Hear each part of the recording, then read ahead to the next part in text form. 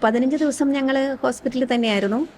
അപ്പോൾ കുഞ്ഞിനെ നിലത്ത് വെക്കാൻ കാല് നിലത്ത് കുത്തില്ലായിരുന്നു. 1.5 വയസ്സായെങ്കിൽ സാധാരണ 1 വയസ്സൊക്കെ ആകുമ്പം കുഞ്ഞുങ്ങൾ നടക്കാൻ തുടങ്ങുമല്ലോ, പിച്ച വെച്ച് നടക്കാൻ തുടങ്ങുമല്ലോ. ഇത് ഭക്ഷണം ശരിക്കും കഴിക്കാൻ പറ്റാത്തത് കൊണ്ട് നിലത്ത് കാല് കുത്തില്ലായിരുന്നു. അപ്പോൾ ഫുൾ ടൈം നമ്മൾ എടുത്തുകൊണ്ട് നടക്കുക തന്നെയായിരുന്നു പരിപാടി. ഭക്ഷണവും കഴിക്കാൻ പറ്റത്തില്ല. അപ്പോൾ ട്രിപ്പ് ഇടും അവർ, അങ്ങനെയൊക്കെ ഉള്ളൂ. പിന്നെ ഹോസ്പിറ്റലിലായിരുന്നപ്പം കുറച്ചൊക്കെ ഇങ്ങനെ സ്പൂണിൽ പാലൊക്കെ ഇങ്ങനെ കോരി കൊടുത്തോണ്ടിരിക്കും, അങ്ങനെയൊക്കെ ആയിരുന്നു. അധികം സ്ട്രെസ് ചെയ്യാൻ പാടില്ലല്ലോ. അങ്ങനെ ഒരു 10-15 ദിവസം ഹോസ്പിറ്റലിൽ നിന്നു. അതിനുശേഷം വീട്ടിൽ വന്നു. 1 മാസം കഴിയുമ്പം സ്റ്റിച്ച് എടുക്കാൻ ചെല്ലണം എന്ന് പറഞ്ഞു. അങ്ങനെ 1 മാസം കഴിഞ്ഞ് ഞങ്ങൾ ചെല്ലുമ്പോൾ ഡോക്ടർ തന്നെ ഞെട്ടിപ്പോയി. അവിടെ ഒരു അടയാളം പോലും ഇല്ല.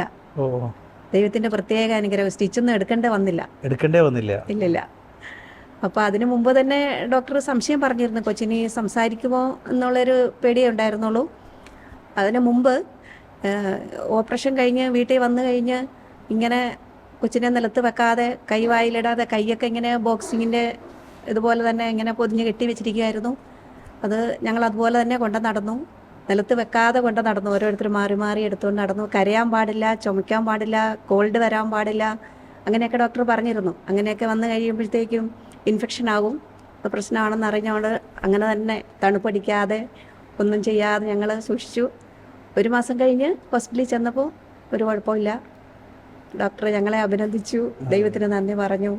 പിന്നെ തിരിച്ചു വന്നു. പിന്നെ പതുക്കെ ഭക്ഷണമൊക്കെ പിന്നീട് സംസാരിക്കുമെന്നൊരു ചിന്തയുണ്ടായി അല്ലേ? പിന്നെ അതും ഡോക്ടർ ഉറപ്പ് പറഞ്ഞില്ലായിരുന്നു. അന്നേരം ഒന്നും മിണ്ടുന്നില്ല. ഇങ്ങനെ ചെറിയൊരു ഒച്ച ഇങ്ങനെ വെക്കുന്നതേ ഉണ്ടായിരുന്നുള്ളൂ. അതിനുശേഷമാണ് കാലൊക്കെ നിലത്ത് കുത്താൻ തുടങ്ങിയത്. ഭക്ഷണമൊക്കെ ചെന്ന് കഴിഞ്ഞപ്പോൾ കാല് കുത്താൻ തുടങ്ങി. മെല്ലെ പിച്ച നടക്കാൻ തുടങ്ങി. അമ്മയെ അപ്പച്ച എന്നൊക്കെ വിളിക്കാൻ തുടങ്ങി. അപ്പോഴാണ് ഞങ്ങൾക്ക് ആശ്വാസമായത്. സംസാരിക്കുമല്ലോ, അപ്പോൾ കുഴപ്പമൊന്നുമില്ല, നല്ല ക്ലിയർ ആയിട്ട് തന്നെ സംസാരിക്കാൻ തുടങ്ങി.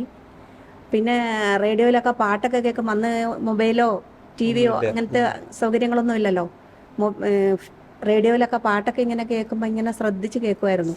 തൊട്ടിയിലൊക്കെ കിടക്കുന്ന സമയത്തൊക്കെ ഓരോ പാട്ടുകൾ കേൾക്കുമ്പോൾ ഇങ്ങനെ ശ്രദ്ധിച്ച് കേൾക്കും. അപ്പോൾ ഞങ്ങൾ വിചാരിച്ച് ചിലപ്പോൾ പാടുമായിരിക്കും. ഞങ്ങൾ രണ്ടും പാട്ടൊക്കെ പാടുന്ന ആയതുകൊണ്ട് കൊച്ചു ചിലപ്പോൾ പാട്ടൊക്കെ പാടുമായിരിക്കും. പക്ഷേ ഞങ്ങളുടെ മനസ്സിലൊരു ആശങ്ക ഉണ്ടായിരുന്നു, മിണ്ടാൻ പറ്റത്തില്ല എന്ന് പറഞ്ഞ കൊച്ച് പാടുമോ എന്ന്. എന്തായാലും അത് കഴിഞ്ഞ് എല്ലാം സംസാരിക്കാൻ തുടങ്ങി, നടക്കാൻ തുടങ്ങി, കുഴപ്പമില്ലാതായി. പിന്നെ നഴ്സറിയിലൊക്കെ പോയി.